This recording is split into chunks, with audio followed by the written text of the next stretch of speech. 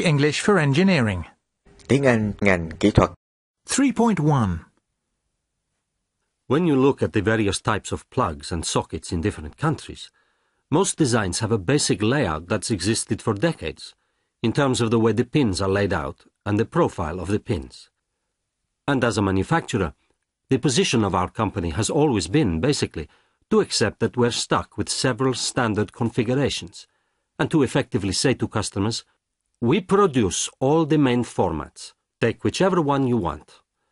However, as I'm sure you know, many countries use plugs and sockets of more than one format, and this leads to a comparative situation, with some configurations becoming more popular and others progressively being abandoned. This is particularly true in countries undergoing rapid economic expansion.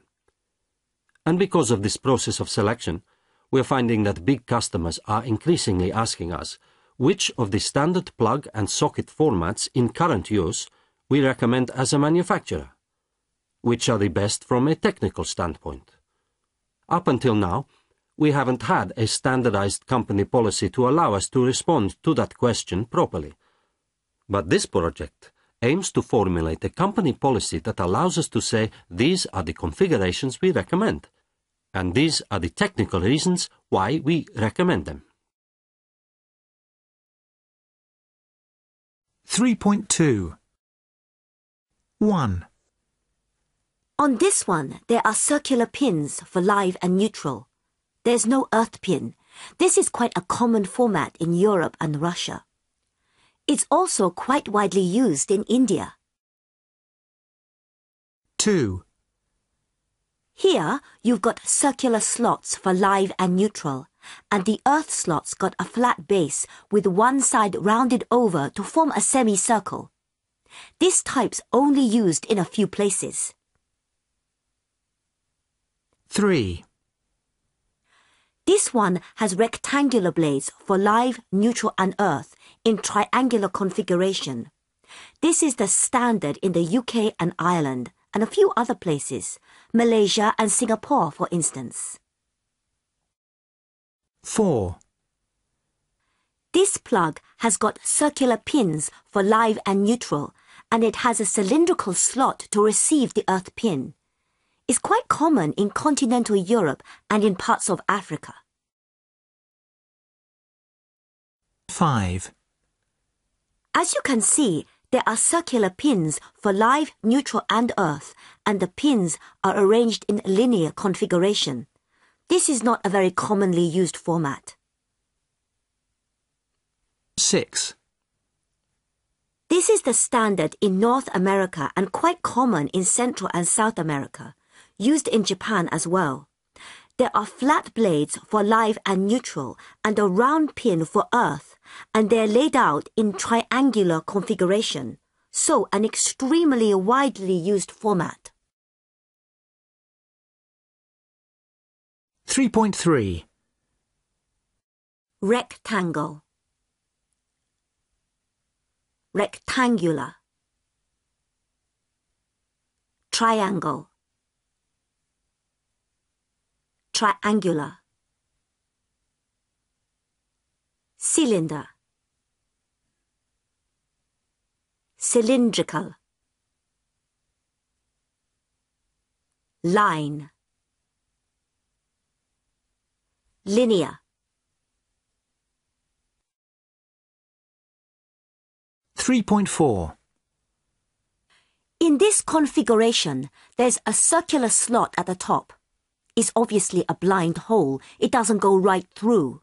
And that's designed to receive the earth pin, which is mounted on the face of the socket.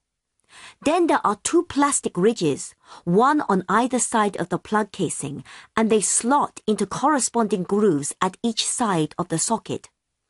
In addition, the center of the socket is recessed. So rather than being flush with the front of the socket on the same face, the circular area that receives the plug is set back from the surrounding casing in a recess about 15 millimeters deep. The live and neutral sockets are also equipped with covers just inside the opening. These covers only open when pressure is applied to both by the two pins of the plug simultaneously. So, we need to look at the advantages of this configuration. 3.5. In this format, the plug slots into the recess in the socket. That allows it to fit in really tightly, compared with other designs. Plus, these ridges and grooves on the sides increase the amount of friction. That helps it to resist pull-out forces even more, so it won't fall out of the socket. Yeah, but at the end of the day, how securely do you want it to be retained? If it's held in too hard, that makes it difficult to pull out. That's true. Plus, it could be dangerous. If you're vacuuming enthusiastically to loud music, let's say, and you pull the cord, you actually want the plug to pull out, don't you? Otherwise, you might rip the cable halfway out of the plug or the appliance. So, really, we need to compare the pull-out resistance of all the formats. And determine what the ideal resistance is. Yeah, okay. What else can we say about this one? Well, I guess another advantage is, given that the plug's in a recess, if it gets pulled out just a fraction and the pins are still live, nothing can physically touch them. So you think that's more effective than having insulators round the tops of the pins? I'd say so, yeah. This one's also got covers inside the live and neutral slots. That's a standard feature on more or less every format, though, isn't it? Yeah, but I think it's something we should look at. I mean, it's obviously a good thing. Anything that stops children from sticking things in is obviously a good idea. The only problem with this system is if the mechanism's too sensitive. It makes it difficult to insert the plug sometimes, and that makes it easy to damage. When people try to force it. Exactly. Now, look, if you look here... 3.6. Most of what we do is sheet metal working. We don't do foundry work, you know, casting and that type of thing. That's obviously a different discipline. But apart from that, we're equipped to do most things to do with metal bashing. Oh, that's the technical term for it, is it? I'm not sure what the technical definition of metal bashing would be. A collective term for hammering, grinding, and generally making a lot of noise, probably. It's actually not that noisy in here, is it? No, it's not too bad. We had a specialist firm come in a while ago to measure noise levels at each machine, you know, for health and safety regulations. A lot of what we do isn't all that noisy. Things like drilling and milling machines are not too bad, relatively speaking. Anything involving abrasives tends to be noisy, things like grinders, even if they're only hand tools. And that big press over there makes a loud bang when they're shearing steel. All right. It certainly saves a lot of time, though, compared with flame cutting or sawing with a grinder blade. So it's a guillotine? That's what we use it for mostly, yes. All right. 3.7. 1. So, we use high-pressure waterjet cutting quite a lot. The good thing about it is you don't need to do any finishing afterwards. The edges are virtually perfect, so they're especially good when you have intricate shapes. Which would be difficult to finish otherwise. That's right. 2. Saw blades are obviously useless when you're cutting curved shapes. That's right. When you're using any sort of abrasive technique for cutting metal, it inevitably gets hot. And that can alter the properties of the metal around the cut, which can be a problem in some situations. 3. The other problem with abrasive cutting is it exerts shear forces near the cut. So, sawing is not the best solution if you want to avoid altering the material.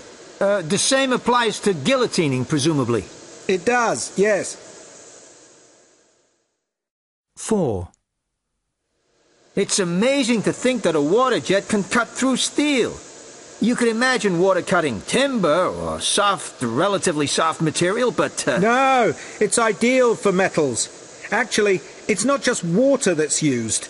They sometimes add an abrasive powder to the water to increase the cutting power. Oh, I didn't know that. The water's obviously concentrated into a very fine jet.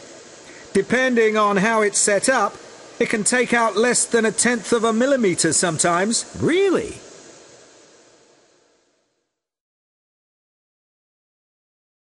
.8 So basically, our objective is to get key suppliers more actively involved in the design process. So rather than us going to a supplier and saying, we want a specific type of bolt or screw or rivet for connecting these components, can you give us a price? We want to be able to say, we need a way of joining this part to this part. What's the best way of fixing them to each other? Okay. So it might be that you say, well, actually, instead of bolting this onto the machine, what about using a weld? Or instead of riveting these, how about bonding them with adhesive or fixing them on with some kind of clip or whatever? Whatever's the most cost-effective solution. Right. But obviously, we're a supplier of mechanical fixings, so we can only provide a mechanical solution. So if you ask us to design some joints, which is obviously quite an involved job, and then, after all that, a rival firm comes along and says, well, we suggest welding it all together or gluing it together for half the price, it would mean a lot of work for no return. I'm not saying it's a bad idea. It's just that we would have to be careful we covered our costs. I appreciate that, but the flip side is we want to work with fewer suppliers than we have in the past. So overall, that problem would be offset by the greater volume of work you'd get.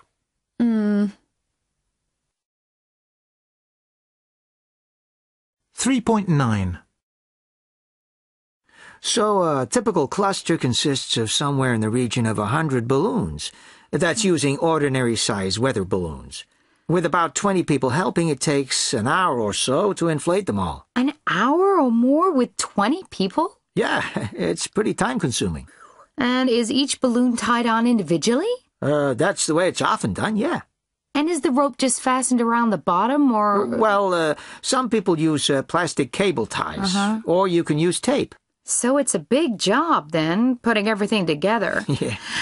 The harness is suspended from 100 or so ropes, then. Well, how's it fastened? Well, you can put nylon straps beneath the ropes, so you have several ropes tied to a single strap.